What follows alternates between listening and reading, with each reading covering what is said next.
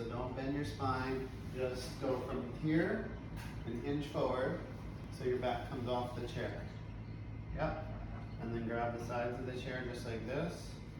Without lifting your butt, lift your body up just about ½ an inch and stick yourself further up. Now scoop all the way back and then relax. Let everything Now go. relax? Yep, let everything go, leaning against the chair. Feel how that stretched your lower back? Yeah.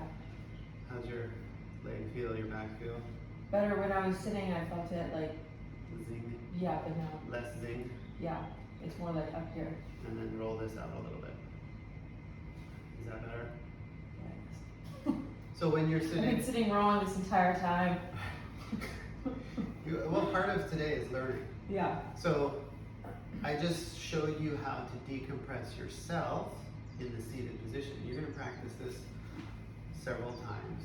And when you have a chair that's not quite as good as that, you simply get a towel or something, hinge forward again. You don't have to do anything special, just hinge forward. And then put that there, come back. And now that does the same thing.